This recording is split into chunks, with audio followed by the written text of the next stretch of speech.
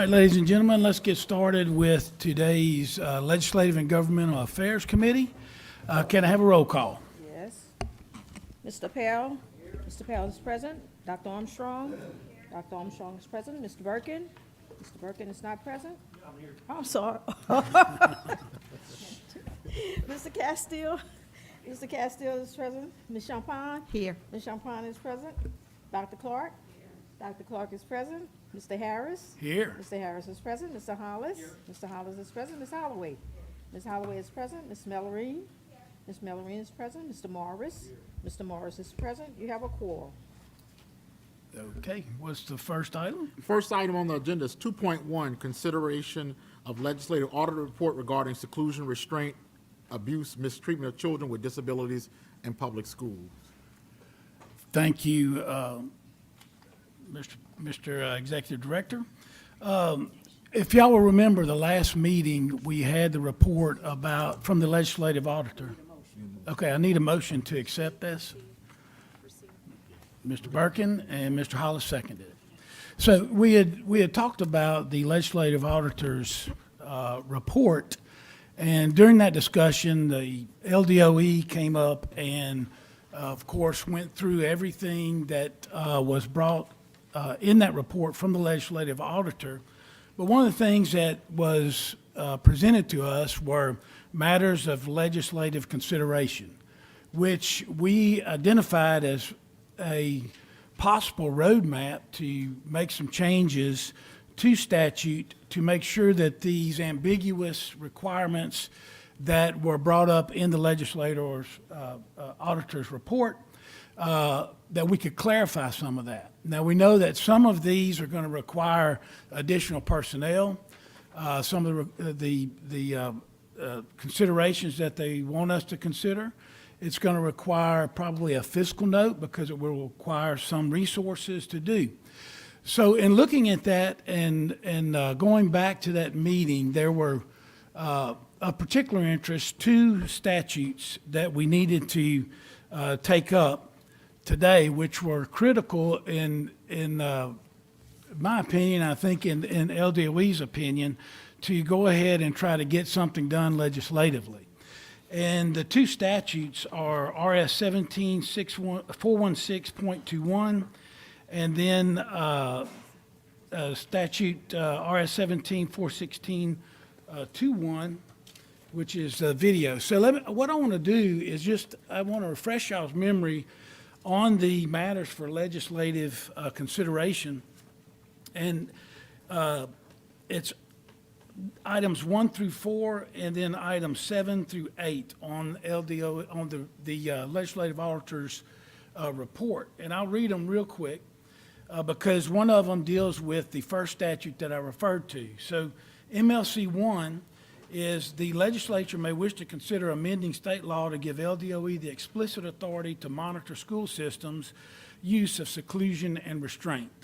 And then MLC 2 was the legislature may wish to consider specifically requiring LDOE to develop a process to verify the accuracy of the number of seclusion and restraint incidents.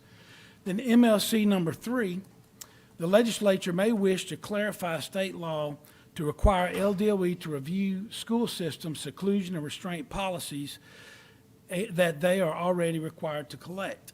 And then the MLC 4 was the legislature may wish to consider requiring LDOE to collect and review school system mandatory reporting policies.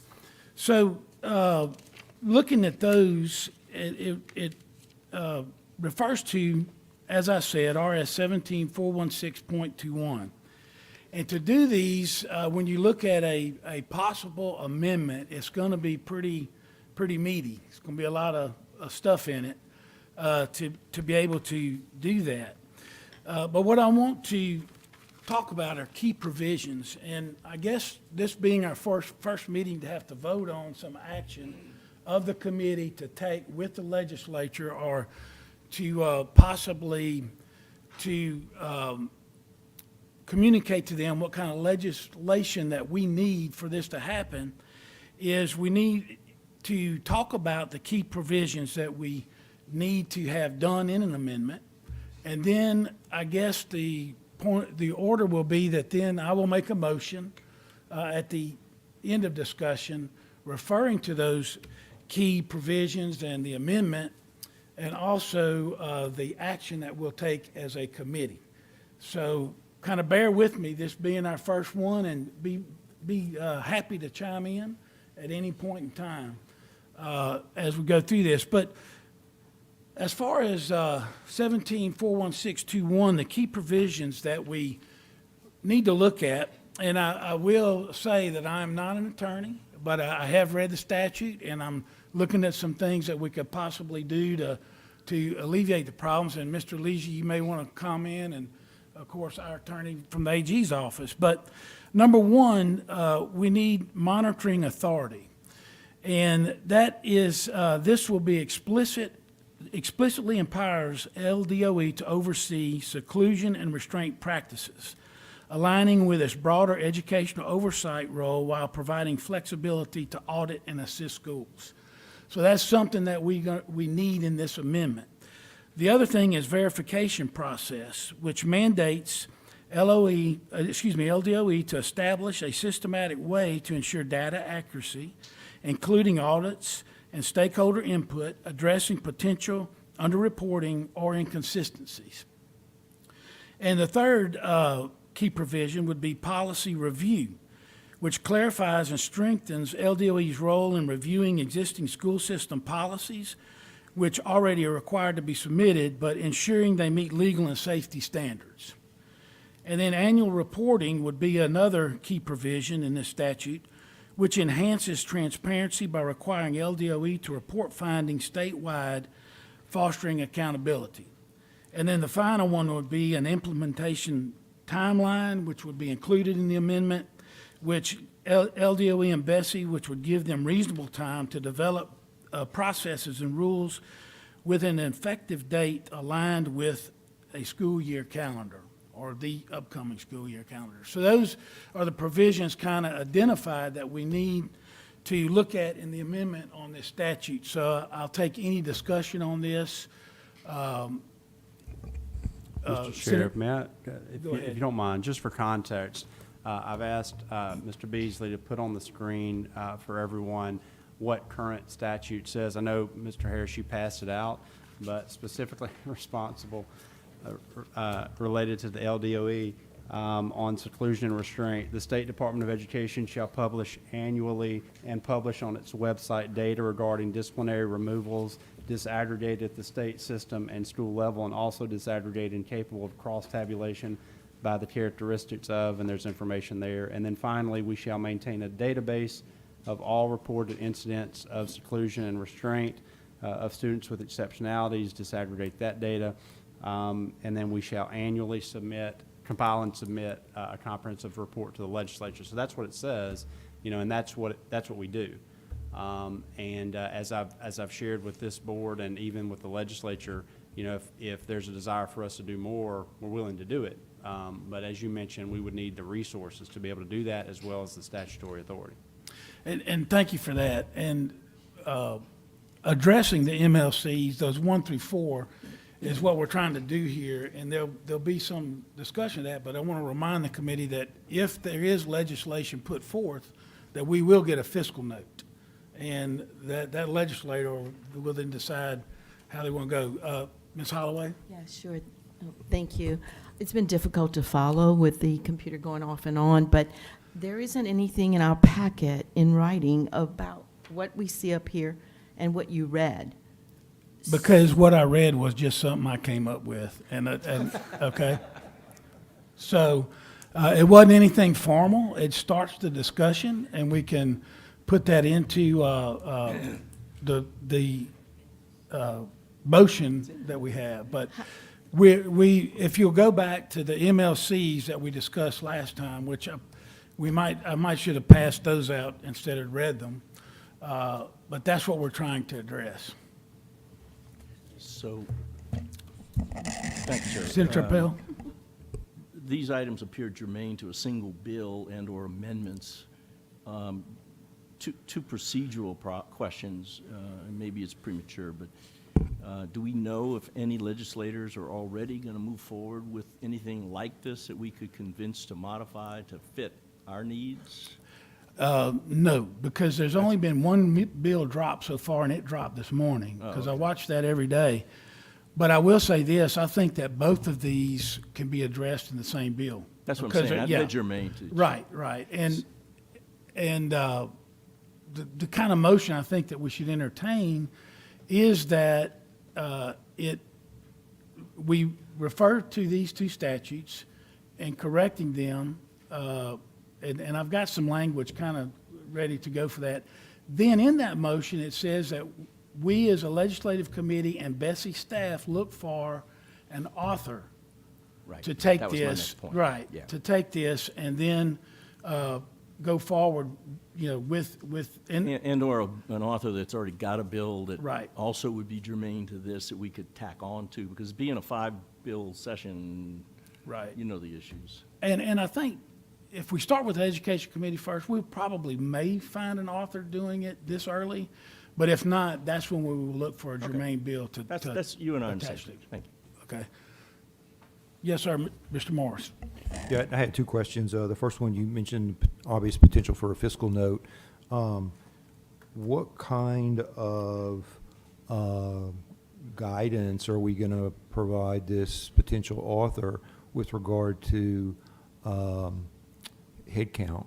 Additional resources needed at LDOE, so that they have some sort of basis for a quantitative estimate to go forward. That will be done with your fiscal note. So when the author drops the bill, staff will write the bill. They will refer back probably to these MLCs and try to resolve these issues that we're trying to get fixed, at which time the bill will be either pre-filed or filed when they start the session. At that time, staff will request a fiscal note. And it's my understanding from my years in the legislature that LDOE will then put the wheels in motion to get the fiscal department at the legislature the information they need, and it'll be LDOE that determines that, what their needs are. Yeah, so to follow up, he's set that up very well. Mr. Morris, what will happen on any bill, and we do this through the entirety of pre-session and then session, is we have a method in which we calculate fiscal impact on any bill, and it runs through the various teams that would have some type of involvement. And if, for instance, there is a staff need to accomplish something, we use what are the approved salary schedules for certain jobs, and we calculate that in. And so we have a process, and we turn that around within essentially a day back to the legislative fiscal office. And so we take the bill, we evaluate it, we apply cost to it, and then we submit it back to the legislative fiscal office. Thank you for that. I had one more question, Mr. Harris. Yes, sir. And this is really outside the scope of the bill, but for the parents and the advocates that are, really passionate about this particular topic, I think the next question is, okay, once we get the monitoring in place, then what happens with that monitoring, where it adds value to address the concerns? Once it's in place, can maybe Superintendent Bromley could kind of talk us through that? Because I know that's a very sensitive, very important issue for those parents, and just want to get it out there and have some discussion on it. Yeah, I want to remind the board too that there's not a federal requirement around seclusion and restraint. That is Louisiana specific law, and I'm not suggesting it's not important. I'm just pointing out there's not like a federal law that has been violated around seclusion and restraint. That's not required federally. But I think the answer to your question, Mr. Morris, would be it depends, because it would depend on the legislation that's crafted and what it says they want us to do. And based on that, we would, around monitoring, we would develop a monitoring protocol, and then a set of analytics behind that protocol that could be reported out. But it's impossible for me to know what that is, because I don't know what any potential bill would look like. Right. And remember, committee, what we're doing today, I mean, you could say today that we don't want to do this at this juncture. This is strictly was referred to this committee for us to discuss the possibility of doing having some legislator or do an amendment to these two statutes. So I do want to make that clear. Okay. Now, the other statute that we had was the one on the videos, the sped video. And in order to address that in an amendment, you'd have to have some key provisions there, the amendment would explicitly mandate LDOE to review sped camera policies already collected under RS 17-1948. I think I'm right about that. Ensuring they meet legal standards and protect students. It provides a structured feedback and revision process to enforce compliance. Parental notification adds a new requirement for school systems to proactively inform parents of their rights via their website, increasing transparency and accessibility. The 30-day response timeline ensures timely action on requests. That's a suggestion. And then annual reporting enhances accountability by requiring LDOE to report on camera policy implementation statewide, offering a mechanism to track progress and identity gaps. And then, of course, we'd have to, in the amendment, have a timeline as to when it would go into place, given LDOE and the system's time to work it out. That was one, I think, Dr. Bromley, when we were discussing that last meeting, you said a lot of the systems have already put video in their classrooms without the parents asking them to do so. Yeah. And if you would clarify that, and then the other option that we did hear last meeting was requiring all systems to do it. But I went this direction instead of that requirement. Yeah, so the way in which the present statute is listed, it basically says that there's not a requirement for the system to install unless the parent makes a request. And obviously, there are various privacy and laws that surround, what access parents would have to video footage and those types of things, and that's all very complicated and rightfully sensitive. But right now, the systems aren't required to install the camera unless there is the parent request. Now, some systems have decided to just unilaterally go ahead and do that, despite the requirement to have the parent request, but not all have. From a funding standpoint, I'll remind the board that this was initially an $8 million allocation for the cameras, and we did calculations around how to disperse that appropriately across the state. We dispersed that, and then over the last this will be, I think, the third year, we've requested in the executive budget 10% of the $8 million, so $800,000 for upkeep of the cameras, so that it's not an unfunded mandate on the school systems. And so that funding has been made available to school systems to do that. But frankly, the issue that is most sensitive around this is the parent notification piece. I mean, the parent request piece. Right, okay. Any discussion on any of this? Anybody? I can give y'all a proposed motion, and then we could discuss that. And one thing, Mr. Harris, to point out, one of the requests essentially calls for the LDOE to have to monitor the legality of systems. We really don't do that on anything.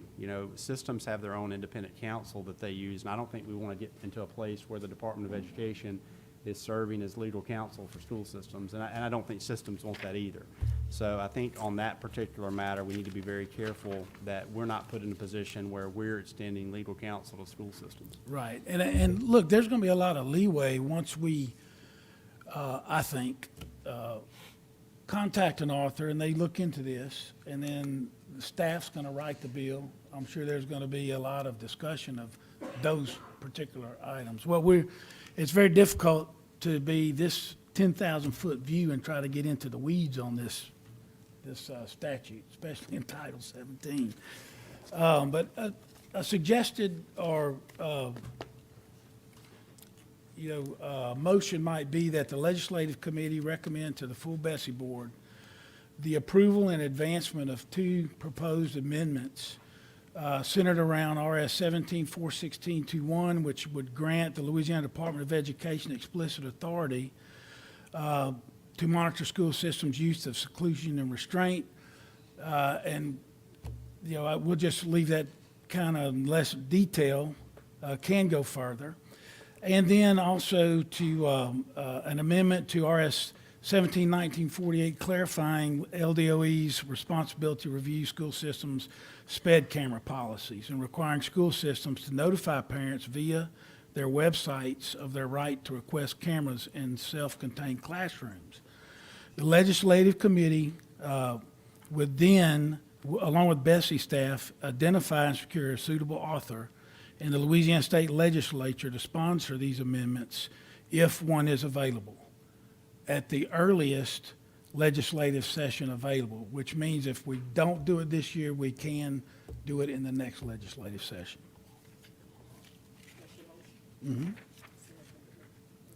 Okay. Do we have, Ms. Champagne has moved and is seconded by Dr. Armstrong. Any objections? No objections, thank you. Next item, please.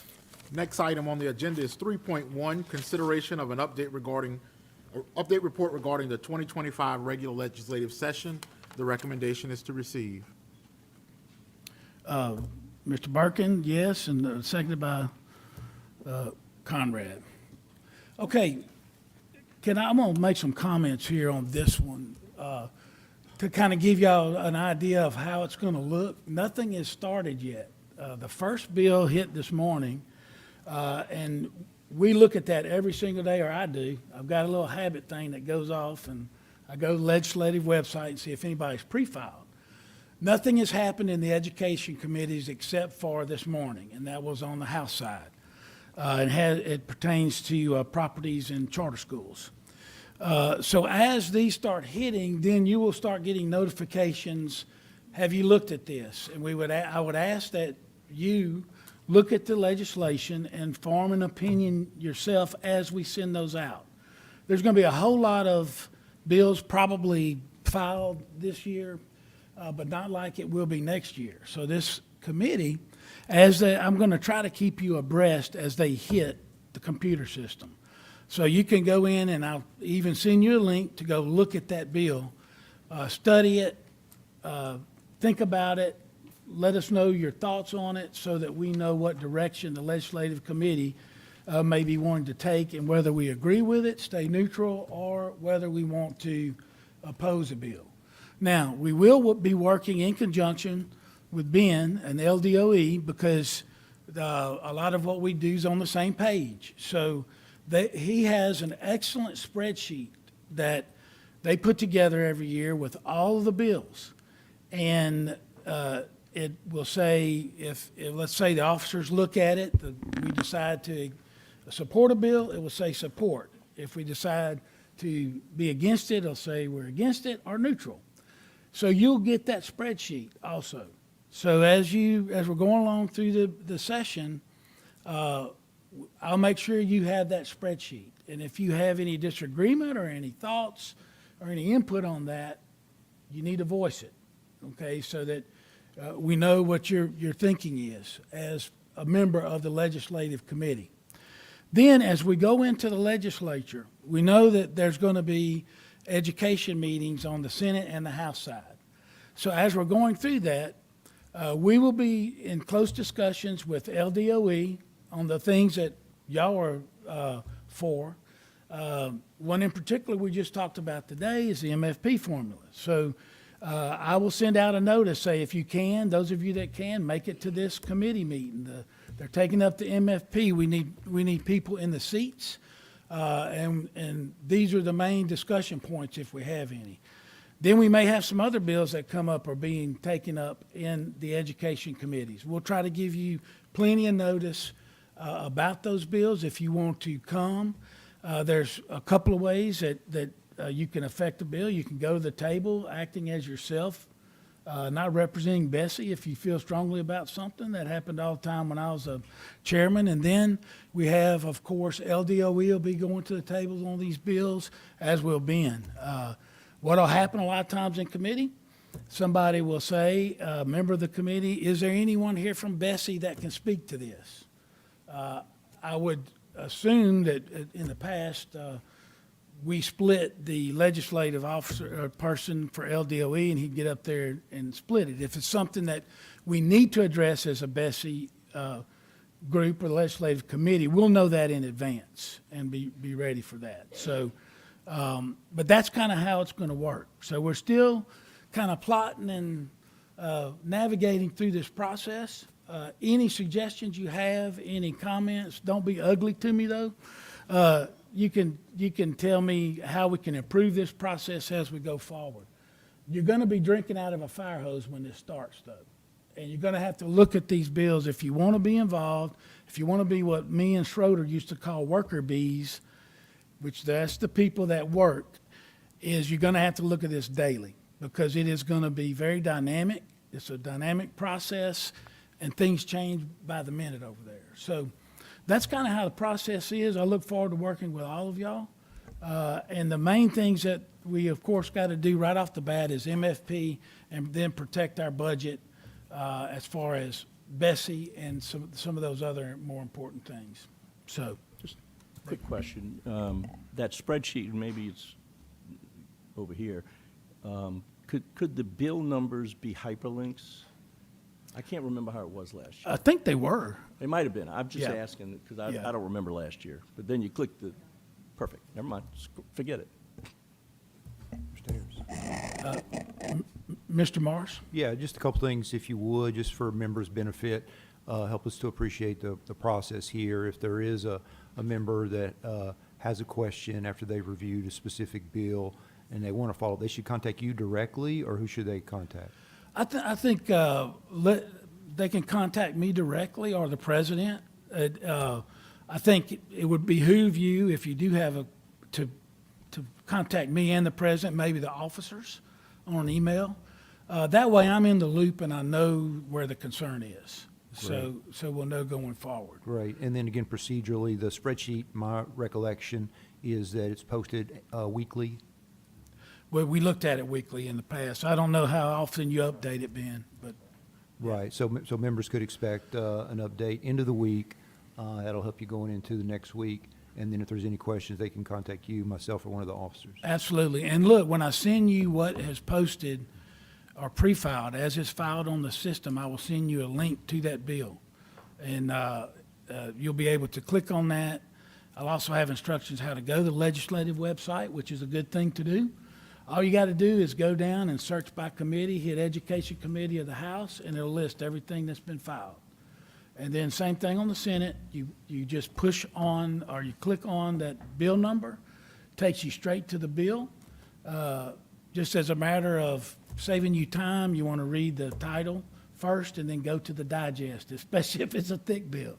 And then that'll pique your interest to where you'll go into the rest of the bill. It's all there. Thank you, sir. And you might note that just because a bill comes out of a committee, you still got to reread it because it might have been amended to change it to a totally different bill. Absolutely, and that's what So- we'll be tracking very closely, and that's where we'll need a lot of, where your interest is, if that's your bill, and I'm sure I'm gonna be discussing that with some people, like, I'm counting on you to watch this through the process, and then you'll have to alert the rest of us.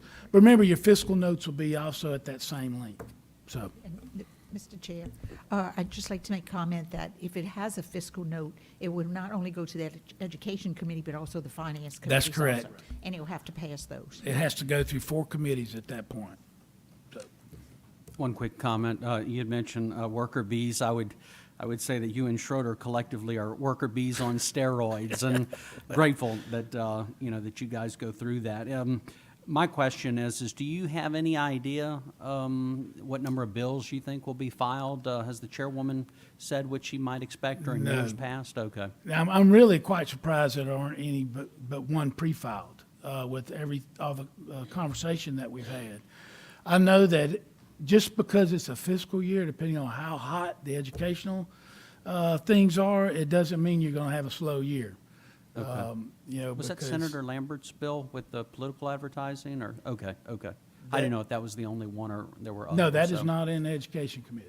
It's a commerce Not bill? yet. Okay, I Not figured yet, I and might he's get a- talking about it, but it's not been filed yet. Okay, I'm talking just what's been pre-filed.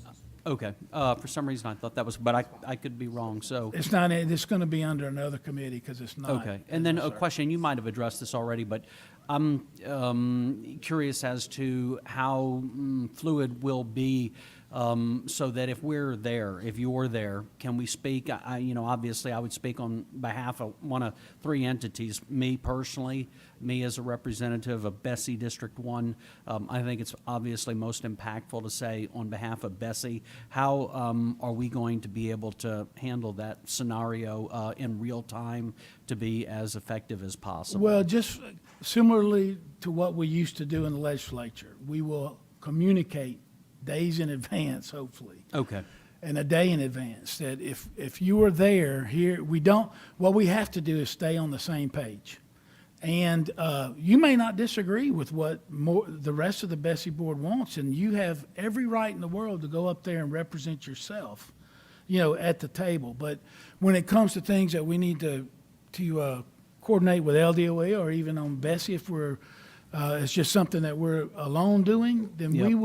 you will have the information and you will know the direction that we need to take on that committee. I plan on being down here for most weeks during the session on education committee days. Yep. Or at least I'll be on the phone with a lot of y'all, asking for your input and asking you to attend. And look, this committee's big for a reason.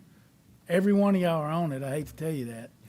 So it's going to be a work in progress, but I believe when it's done, we'll have a good direction as a team I going agree, and forward. I'm excited that we're doing it and that our voices collectively or individually will be heard, because in our 12 years, we felt a bit of a presence, but I would want them to feel, and knowing how hard you work, I can imagine you will be there when they meet, and certainly I'll do my best to join. I just would love to be able to opine on whatever legislation is filed, and I know that's about to start hitting pretty hard in the weeks ahead as we come to mid-April for the opening of session. Absolutely. Thank you.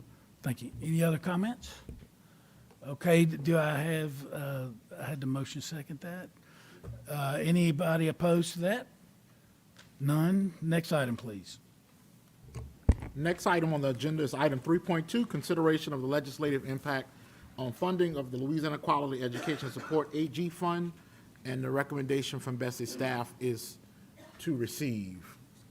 Okay, I have a motion by Mr. Birkin and a second by Mr. Hollis to receive.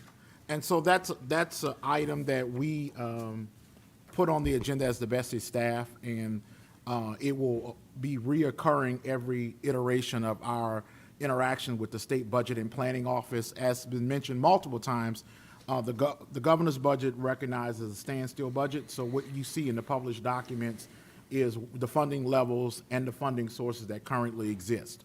We also know that if the March 29th election is successful, those scenarios would then change.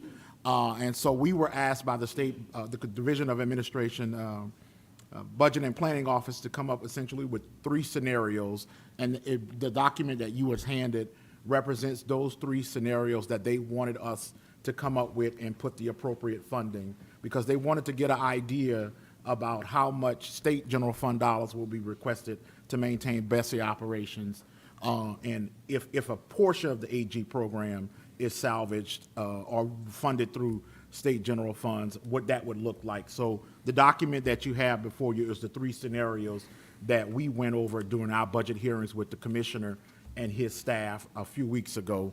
And again, it's there for informational purposes for you to receive and to offer any ideas about tweaks, modifications, and for this committee to understand where, from a Bessie perspective, where we are with the budget. Okay, thank you. We do have public comment associated with item 3.2. Madeline Batson, information, and wishes to speak.